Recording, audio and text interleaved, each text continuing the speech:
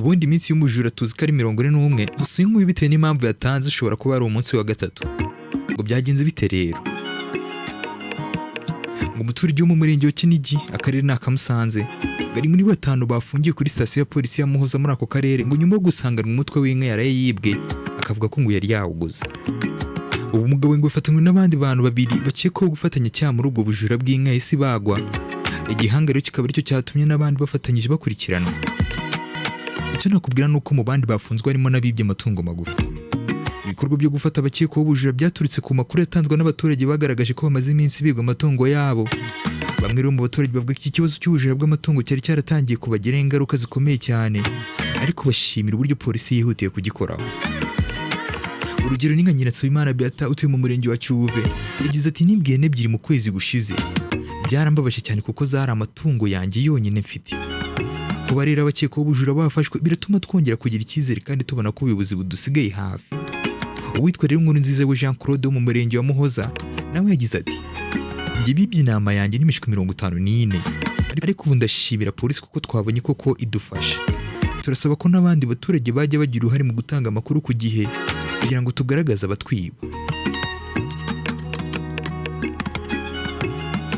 Abaturage bashima uruhare rwa polisi n'inzego z'ibanze mu kurwanya ubujura bw'amatungo, ariko bagasaba ko hakazwa amarondo n'ubufatanye hagati yabo ubwabo kugira ngo ikibazo kirangire burundu. Umwe mu bayobozi b'inzego z'abagore mu kagari ka Ruhengeri yagize ati ubu turi gutegura uburyo abaturage bazajya barara amarondo mu gihe cy'ijoro kandi buri wese agira uruhare mu kurinda iby'iwabo. Umutekano ntabwo ari uw'inzego z'umutekano gusa, ni inshingano za buri muturage.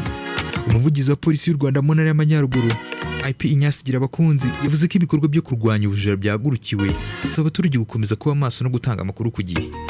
Yagize ati ibikorwa byose bihungabanya umutekano bigomba kurwanywa ndetse n'ababigiramo uruhare bagafatwa.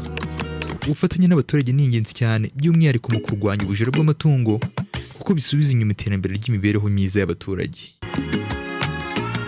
Yongeye ati buri wese wishora mu bikorwa bihungabanya umutekano cyane cyane iby'ubujura bw'amatungo agirwa inama yo kubireka kuko azafatwa kandi azahanwa.